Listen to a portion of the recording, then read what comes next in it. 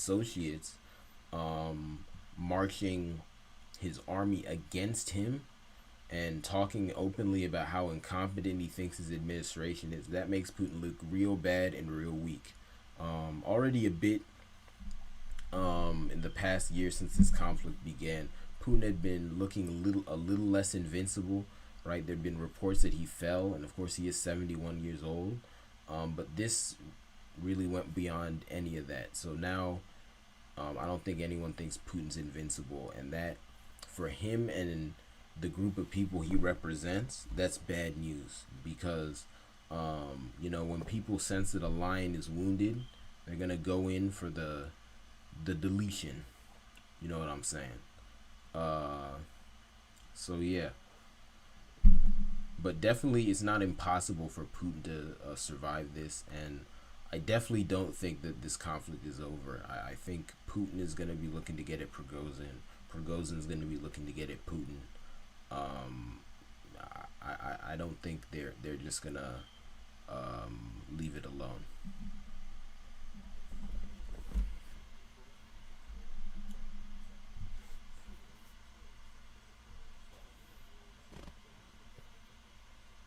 Little wars. And also, let me comment on that also, because that annoyed me. He called them little wars in Africa. The only reason his lily white behind is calling those wars little is because the excuse me, the the group of white Americans who run America and the whole world don't think it's to their advantage to highlight those conflicts.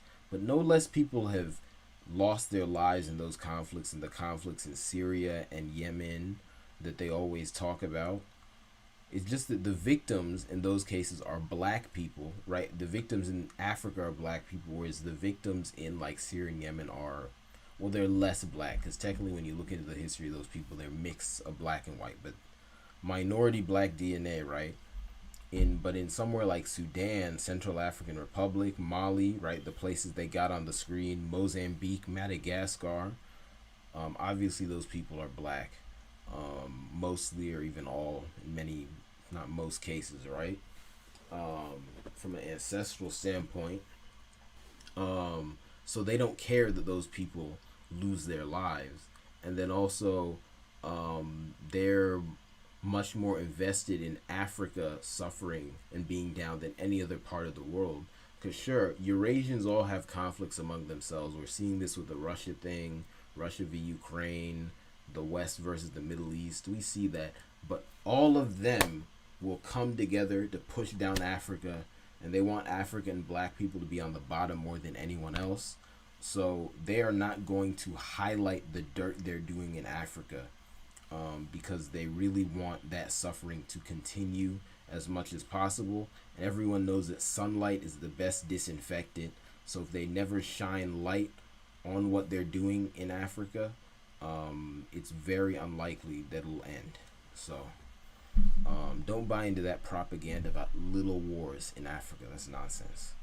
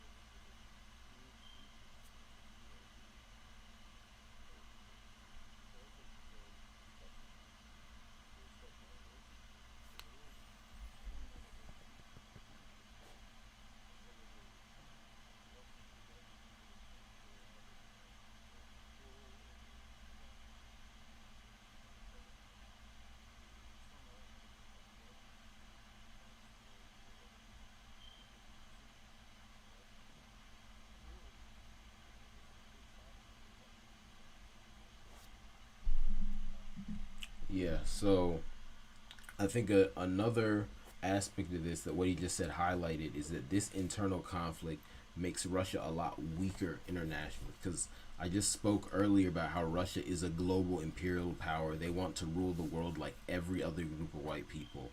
Well, this makes it harder because, like Clapper said, Wagner was very closely tied to different branches of the Russian military and armed forces, intelligence, and they're very effective at doing what they do. So if Wagner is no longer working for the Russian government, then the question is, can the Russian state actually maintain its control of places in Africa, of places in Asia? Maybe, but it's gonna be a lot harder, right? So I think as this conflict among the Russians uh, intensifies, because I think it will, it's gonna get bigger and bigger. I don't think this ceasefire is forever. Um, don't be surprised if you see all the countries they're controlling get more free. Um, so then either other people will come in and conquer those instead of Russia, or those countries will become completely free. And I hope it's the latter. But we shall see.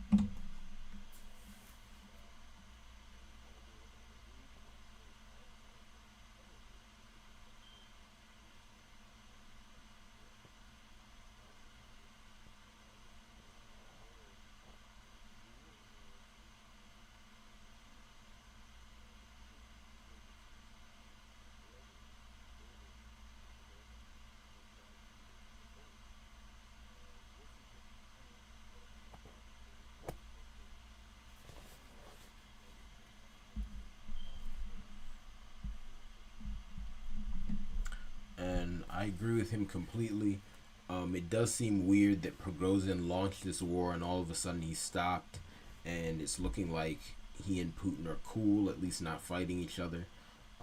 I don't buy that. So it looks like something went on behind the scenes again. Um, I don't know what it is. Clearly, the people at CNN don't know what it is. I don't think most people know what it is from what I've read and watched. But something happened behind the scenes that caused Prigozhin to chill. But I don't think this is forever. I think, and also it is real important that he mentioned that Belarus is basically controlled by Russia, because I'd heard that before, but I forgot that. So that makes it even weirder that Prigozhin would go to rush Belarus. So does that mean that Putin is somehow able to force Prigozhin under his control, or does that mean that Belarus might rebel against Russia? My gut honestly says the latter, because even if Belarus is has been controlled by Russia for a long time, at the end of the day, um, Belarusians are not Russians, right? They're a different tribe, and of course, if they're being controlled by Russia, that means they've been conquered, and no people wants to be conquered. No people wants to stay conquered. So when you realize that Prigozhin is part of an oppressed tribe of Russians, or people in Russia rather, because if you really want to get down to it, the lower tribes in Russia are not Russians. The real Russians are the elites. Because the name Russia really refers to them, and they're just a group of Scandinavians who came in, mixed in with the Slavs, and conquered them, right? But Prigozhin is a member of those lower tribes. He's leading a bunch of them against Putin. It seems like it would be natural for him to ally with the masses of people in Belarus. So my gut tells me that actually Belarus is gonna actually genuinely side with Prigozhin to fight Moscow eventually, and they're kind of gearing up for that. But Maybe something a bit different's happening. Who knows?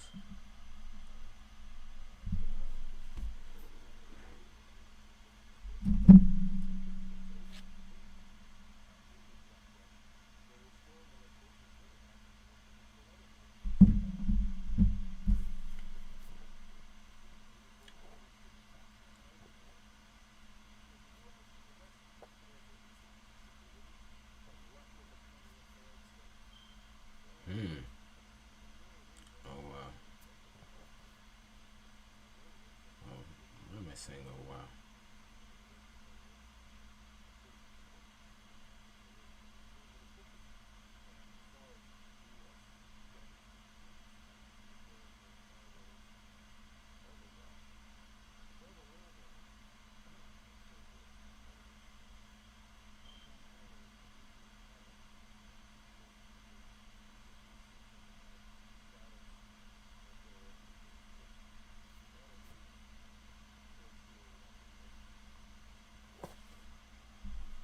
I just want to pause there because if you notice, I said "oh wow" and then I said, "Why did I say oh wow?" The reason I said "oh wow" is when he mentioned the possibility that Russia become a failed state. Alarm bells in my brain went off. It's like, what? That's crazy. But then I just thought about it. It's like, wait a minute. If your country's in the middle of a civil war, that is a so-called failed state. And we were seeing there in a civil war, and I was thinking, well, it's not so crazy that'll happen. Um, so I don't know. I guess that's just me unlearning brainwashing in real time because a lot of these terms they throw around the mainstream media and I guess mainstream academia, whatever you want to call it. What they end up doing is they make it harder for you to see the reality of things. And then on top of that, they put out a vision of white countries, which is of stability. So, because of that, you don't associate terms like failed state with white countries, even if it is the white countries the West don't like Russia. You associate it with countries in Africa, like Somalia, which they always call a failed state. Um, but that doesn't really make sense. Any state can fail. And then when you look into the details of a lot of these countries that they label failed states, you can see that that term, that designation, isn't always consistent. Doesn't always tell the full story. You know what I mean? Like for example, they label Somalia as a failed state, but from what I've heard in my research, there are parts of Somalia that function very well.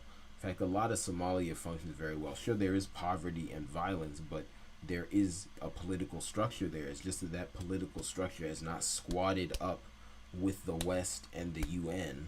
Um, hasn't fit into the US's global empire, and it's not cooperating with it in the way that some of their enemies like Russia do. So they call it a failed state. But that doesn't really make much sense. And there's also a tendency to label smaller states as failed states, right? Because there's this idea that your country needs to be huge, right? But if you have a city state, that's crazy. Even though if you look over most of human history, that was the norm. There's nothing wrong with that. So anyway, I say all that to say, I think a lot of brainwashing is going to be undone by watching this crisis. When people see this crisis in Russia and other crises is happening among all the white countries of the world, because we've been brainwashed into thinking these countries are so stable, they're so civilized, this, that, and the third. But now we're gonna see them tear each other apart for the first time in most of our lifetimes, right? Because um, well, actually, we had the Balkan Civil War, but that one is not. They're kind of quiet on that one. They don't talk about that one as much as like Iraq or wars in Africa, that type of thing. But the last major war among white countries that they hype up was of course World War II, which is um, ended about 80 years ago now. So most people don't remember that. So we got this image of the white nations that is just not really accurate. Um, but yeah, absolutely, Russia. I mean, if this, it's already on the way to becoming a so-called failed state if they're having this kind of coup attempt, right? Um, yeah, I guess there is the possibility that Prigozhin will succeed in overthrowing Putin, but he could do it so quickly that um, the Russian state and like the I guess the like structure of the state won't go down, but I think that's unlikely. It's not impossible, right? Because the situation I'm describing is one where he just kicks Putin out of the Kremlin, walks right in there himself, and then just takes over the government. Everything runs as usual. It's just he's the boss and his people are the boss instead of Putin and his tribe.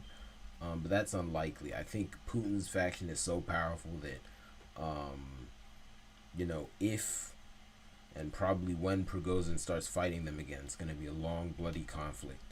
And just to make it clear for anyone who might have misunderstood me, just because I'm saying that these things are likely going to happen doesn't mean that I want it to happen. I never want to see war. I never want to see people lose their lives. Um, so yeah, I'm not happy that this stuff is happening. But at the same time, I gotta report uh, the weather patterns I'm seeing. If you get what I'm saying, so it is what it is.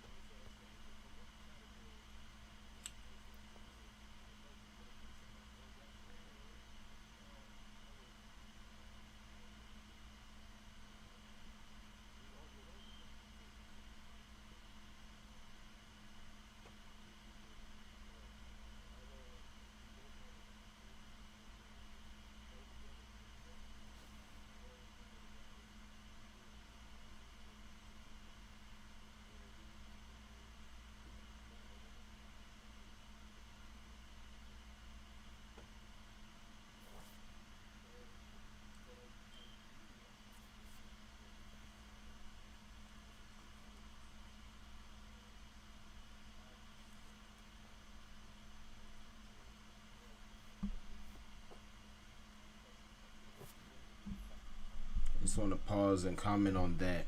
Um, when they're saying right and left here, um, and again, maybe their right and left does apply to Russian politics, but I don't know if they use those designations. But when they're speaking, maybe they're referring to that, but what they're more what they're more referring to is when they say left, they're saying people that American liberals, which are of course ultimately the Puritans, like, and when they say right, they'll say people that American liberals, aka the Puritans, will not like. Right?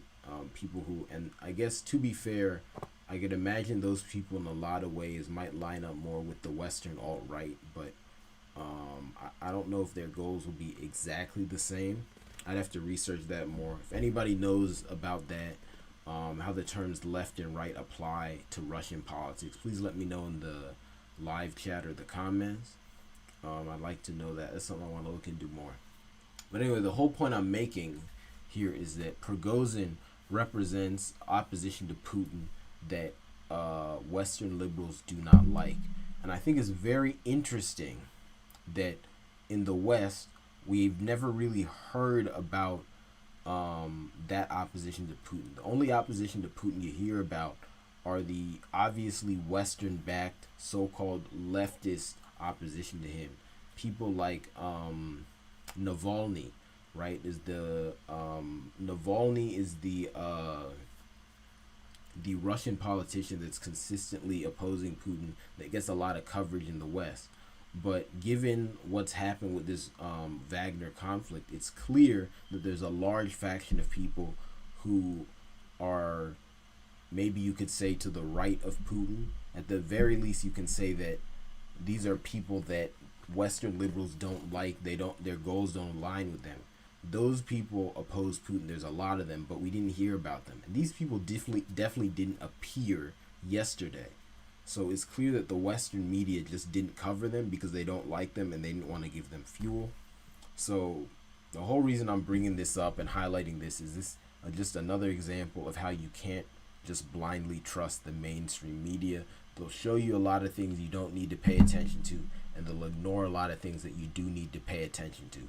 So go out, be hungry, do your own research, find your own sources, listen to different people, and also, of course, listen to your own intuition, your own spiritual team for information, so you can get a full picture of what's going on in the world.